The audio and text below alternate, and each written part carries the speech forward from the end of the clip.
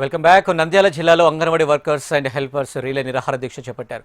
Banaganapalle MPDO కార్యాలయం ముందు బైఠాయించి నిరసన చేపట్టారు. కనీసం వేతనం 26,000 ఇవ్వాలని, పని భారం తగ్గించాలని, సంక్షేమ పథకాలు అమలు చేయాలని డిమాండ్ చేశారు.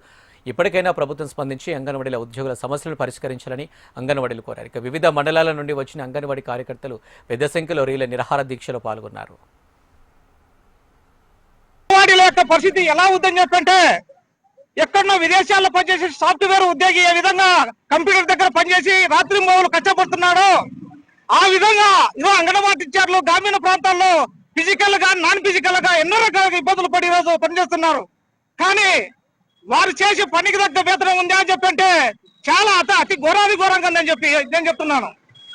ఎందుకంటే దాదాపు 1975 సంవత్సరంలో ప్రారంభమైన ఈ అంగన్వాడీ వ్యవస్థ నేటికి వారికి పని భారం ఉందే తప్ప వారికి తగిన విధంగా కనీస వేతనాలు అమలు చేయడం లేదు. కేంద్ర ప్రభుత్వం కానీ రాష్ట్ర ప్రభుత్వం కానీ ఏ రోజు కూడా పనులు చేసుకోవడం తప్ప, వాళ్ళు లబ్ధి పొందడం తప్ప ఇలా యొక్క సమస్యలు పరిష్కారం చేయలేదు.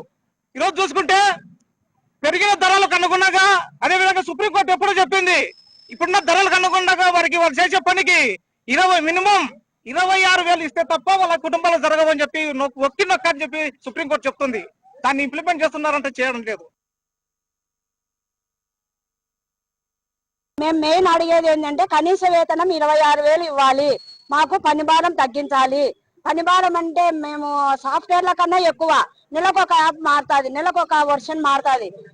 దానికి అనుగుణంగా మేము జీతాలే అడుగుతున్నాం, వేరేటి ఏమి అడగడం లేదు. కనీస వేతనం ఒక కుటుంబం బతకాలంటే 26,000 ఖచ్చితంగా ఇవ్వాలి.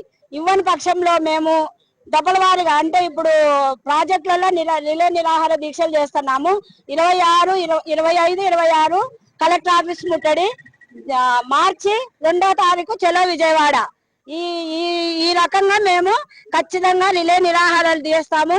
మేము అనుకునేది కనీస వేతనం 26,000 ఇచ్చేంత వరకు మా పోరాటము ఆగదు.